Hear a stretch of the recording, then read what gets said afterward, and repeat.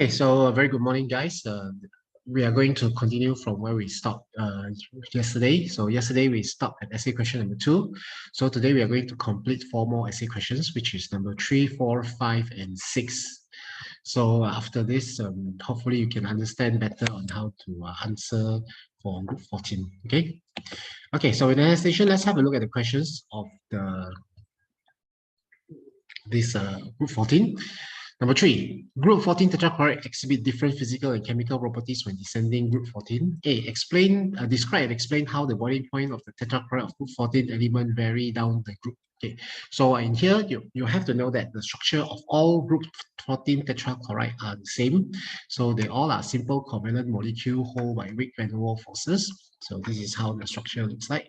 So if you want to start with drawing like this, it doesn't really matter. So this is one typical example, CCl4. So they are all simple. So you have to first mention that boiling point of the MCl4 generally increase down to the group. So I know there is a slight anomaly where the carbon is slightly higher than that of the rest of the group, but don't really need to especially highlight. But even if you especially highlight, I don't think that's a problem. Okay, however, it's still generally increased down to the group. So why is it that they are increasing? You have to do with their structure. So you have to start stating that they are all simple covalent molecule hold by weak van der Waals forces. So what makes their boiling point increase? This is due to as molecular mass or molecular size increase, the strength of the weak van der Waals forces also increase. So this is how generally you're going to explain. So if you want to add additional, CCl4 has exceptionally high melting point.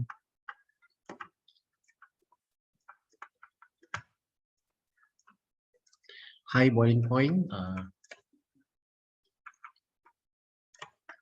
due to the small molecular size.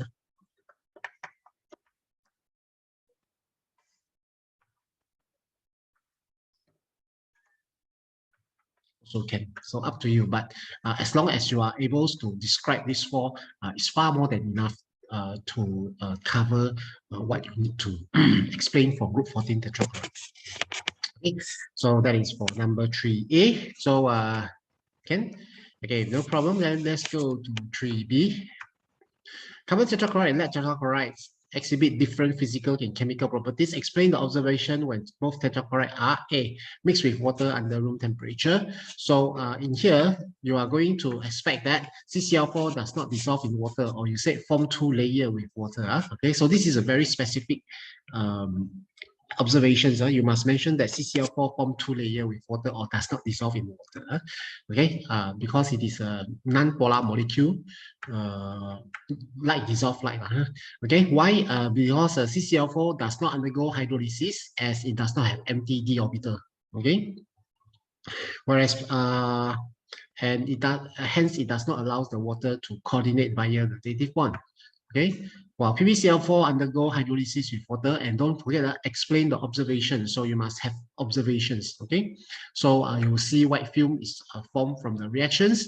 So of course, in inorganic chemistry, we always come up with whenever this kind of question is come out, you must always provide 3 things. Number 1, explanation. Number 2, observation. Number 3, equations.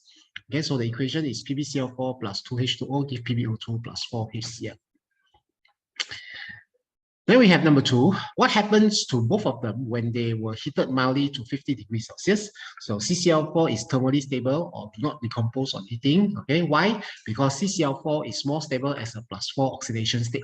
Okay, so you have to especially highlight this. Okay, whereas a PbCl4 heated gently, a yellow greenish gas is formed. Okay, or yellow greenish gas is released. Okay, so because it decomposed to become a chlorine gas.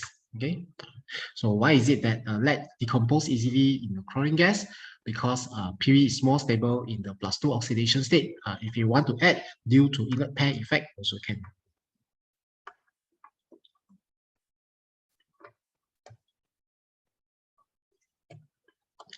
Okay, so this is very straightforward methods of how you are going to explain on the chemical reactions of group 14 tetrachloride when going down to the groups. Okay.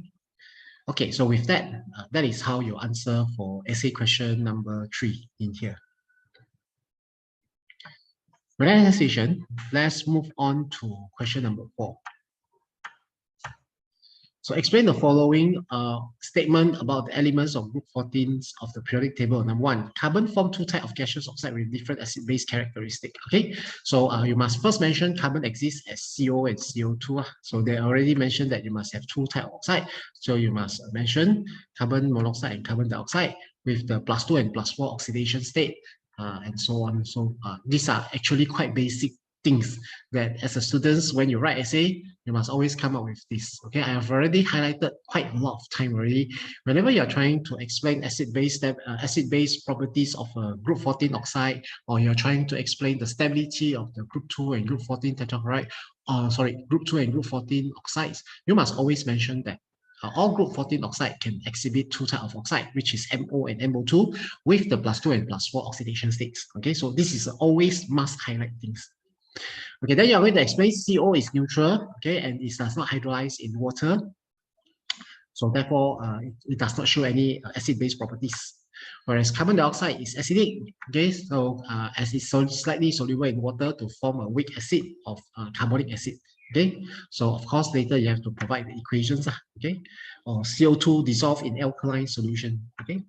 So this is the equation when you state dissolve in the alkaline, and this is the reaction if you state dissolve in the water, so you form carbonic acid. So this is a reversible reaction.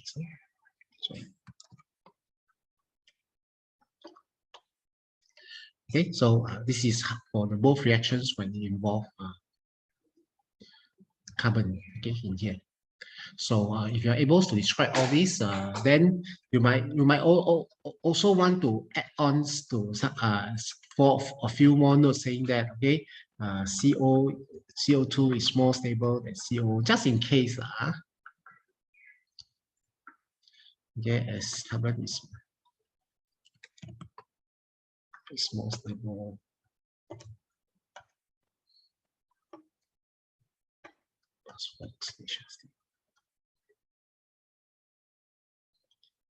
Okay, and if you really want to add, because this is essay, so try to add in more things that you like, okay, like Lewis structure, okay, how carbon monoxide, carbon dioxide looks like, okay.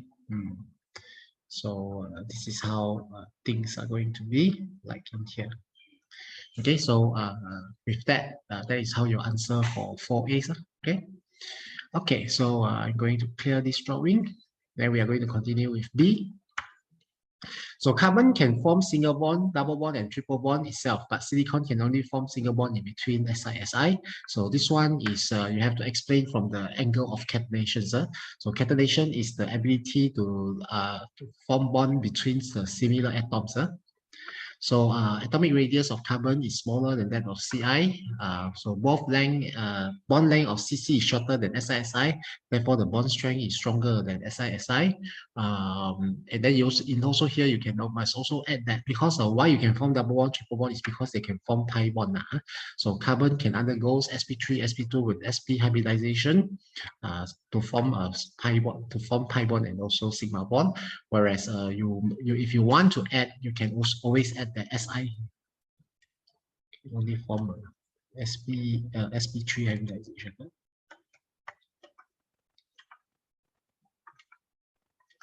Now about the reason, teacher, do we need to explain reason why carbon can undergo so many types of hybridization? Silicon can only undergo sp3 hybridization. No need. Okay, and to be honest, I'm also not sure why is it that carbon can undergo sp3, sp2, sp, while silicon can only undergo sp3. Is it because of the catenation? I cannot say that for sure. Okay? But there will be more or less the points that we have to make up for this one. Okay. Okay, so that is for B. And then for C, tin and lead forms complex such as HNCl6 and PbCl6 2-, whereas carbon does not form such complex. So this one, when you have expand octet, okay, so I hope that you can imagine on how the complexes looks like. So you have SNCl6, so you're all formed by a dative bond here.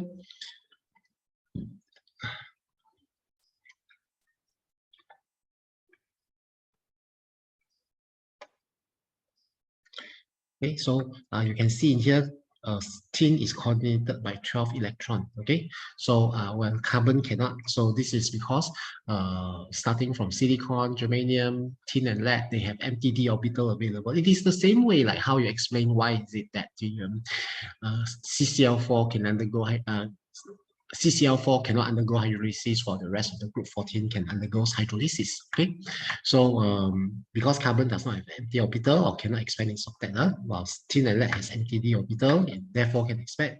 So in here, because if you look carefully at my drawing, they are all forming dative bonds in here. So if you have empty d orbital, you can accept the lone pair electron from the ligand or the Cl minus to form dative bond. Okay, and then you have to draw out one of the diagrams inside here to show how this structure looks like here. Okay. Okay, so with that, that will be the way, the technique of how to solve question number 4. So if in the future you ever meet such question again, so I hope that you'll be able to answer accordingly. Okay. Okay, so that is for question number 4. Okay. Okay, so we are moving to question number 5. The density at 25 degrees Celsius of tin and lead are 7.30 gram and 11.3 gram respectively. What factor accounts for this difference of density? And number 2, plumber solder is an alloy of tin and lead and has a density of 9.70 gram per centimeter cube. Estimate the composition by mass of the two metals in this solder. Okay, so in here, one of the factor that accounts for this difference in density is because lead has a greater atomic radius or atomic mass. Therefore, lead is more close packed, or lead has a face center cubic compared to tin. So that is why lead is more dense than tin. Okay, 2 factors. 1, it has greater atomic mass. Number 2 is it is more close packed, okay, compared to tin. Okay, okay. Number 2, how to determine the compositions inside here. So let's say if you put A, because total percent is 100%. So A times 7.30 plus 100 minus A times 11.3 over 100 equals to the density 9.70. So you can use this technique to find what is the percentage of composition. So A contains 40% of the tin, whereas contains 60% of the lead. Okay, so because you have to see, they want the composition by mass of the two metals. Okay, so they have a 40% by mass. Of course, this is by mass. Okay, okay, so this is technically on how you are going to solve mathematically the dense composition of the tin and lead inside the plumber's solder. Okay, so that is for number 5A. Then immediately we go to 5B. So it has been stated that lead, the +2 oxidation state, is more stable than the +4 oxidation state, where the reverse may be true for tin. So by referring to the data booklet and by considering their aqueous cation, comment the experimental evidence for this. Okay, so in here you have to try to find from the data booklet that this is the E0 value for lead 4 plus and lead 2 plus. So Pb4 plus plus 2e minus give Pb2 plus E0 is positive 1.69, whereas Sn4 plus plus 2e minus give Sn2 plus E0 is positive 0.15. So you have to then explain, of course, the more E0, the more positive the E0 value, the more stable the ion. So lead is more stable as a +2 oxidation states. Okay, so of course the questions wants you to comment on the experimental. Why is it like that? So while tin is less stable than lead, it's more less stable than Pb2 plus, or you can also say that Pb4 plus.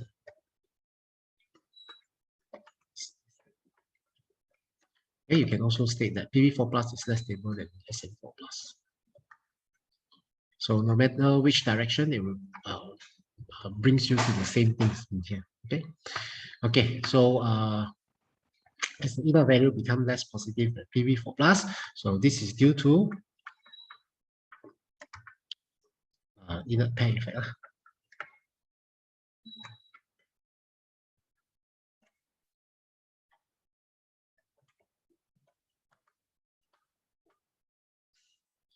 So teacher, do we need to really explain inert pair effect? No need. Just mention the inert pair effect is far more than enough already. Okay. Okay, so with that, that is how you solve for number B here. Okay. Then we have one more, which is C. Explain the following by using the data booklet where appropriate. A sample of liquid PbCl4 is placed in the flask and the flask is gently warmed. A gas that evolved and a white solid is produced. When the gas is bubbled through Ki, solution turns from colorless to brown. Okay, so you have two processes here. One is when liquid PbCl4 is gently warmed, so you form a gas, and then the gas is bubbled through Ki, so the solution turns brown. Okay, so you have two different experiments here, so you must be able to explain. So, so you have to use appropriate equations when allowed in here. So PbCl4 decompose or dissociate when heated gently. Okay, so according to the equation, PbCl4 give PbCl2 plus Cl2. Therefore, the white solid is PbCl2 and the PbCl2, while the yellow greenish gas is the chlorine. So and then the chlorine are able to oxidize or displacement occur, okay, or you said redox reactions.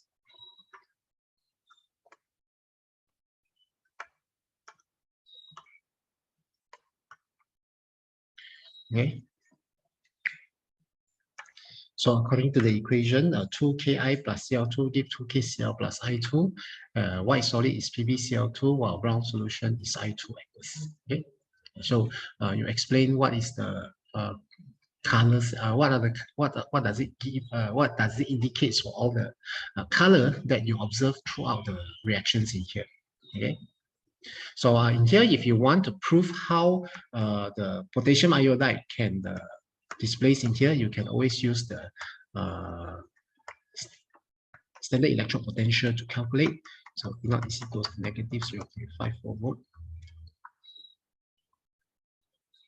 Okay, and then we have Cl2 plus 2 minus give 2 E naught is equals to a positive. Okay, so just in case, if you want to prove these equations in here, so you can use this.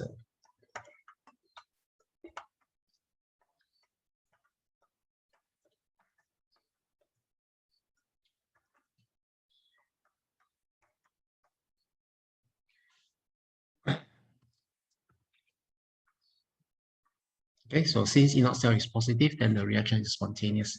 So you can use until this extends to help you to explain all this. Okay. Okay, so with that, that is how you are going to answer question number 5. Huh? Okay, so finishing number 5, we are going to go for our last chapter, which is last questions, which is number 6. Carbon, silicon, germanium, tin, and lead are elements of group 14. Describe and explain the variation of acid-base properties in the oxide. So it seems that this one we have already repeated in earlier answer question, but never mind, we just answer accordingly. So the most important thing is always start off with the statement stating that all group 14 can exhibit two types of oxidation state, which is +2 and +4, with the formula MO and MO2. Okay, so in here, describe and explain the you have to describe and then you have to explain the variation in acid-base properties. So you have to say that basicity increase from CO2 to PbO2, or you say acidity decrease also can. Okay. So explain why the acidity increase as the atomic radius increase, the covalent properties decrease. Okay.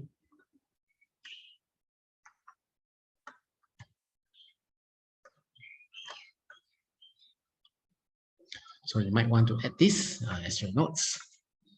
Okay, so then you start to explain CO2 and SiO2 are acidic. According to the equation, you use either CO2 or SiO2 for example. SiO2 plus 2H minus give SiO3 2 minus plus H2O, and then GeOSNO2 PbO2 are amphoteric. And then of course you have to write the equations that accompany by your statement here. Okay, so try your best to remember the equation as much as you can. And then because in organic chemistry, there are a lot of equations that you have to remember and jot down. Okay. Okay. So with that, that is how you are going to answer for 6A here. Then we goes for 6B. 6A2, sorry. Lead 4 oxide is a dark brown solid. When lead-4 oxide is heated with an aqueous solution of manganese 2 salt in the presence of excess nitric acid, the reaction take place is as follows. So you have this reaction 2Mn2 plus 4H plus 5 PbO2, 2MnO4 plus Pb2 plus 5 Pb2 plus 2H2O. Now, if you carefully notice, there is some changes in oxidation states, where oxidation states of manganese changes from +2 to +7, while the lead in here you change from +4 to become +2. Okay, so explain how lead-4 oxide react and state what is observed. Okay, so the only thing that you observe, there are two things that you can observe in here. One is this one, the PbO4 is the dark brown solid, as mentioned in the question, and this one is the one that is not mentioned, which is you have to write down later, a purple solution is formed.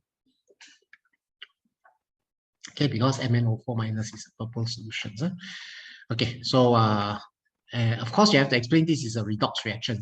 This is a redox reaction where lead-4 oxide here act as an oxidizing agent, okay, which changes the oxidation state from +4 to become +2, and then Mn oxidize from +2 to +7. Okay, so the solution turns to purple at the end of the reactions. So this is the observations that I also highlighted just now. Okay, so these are the things that is worth to highlight in here.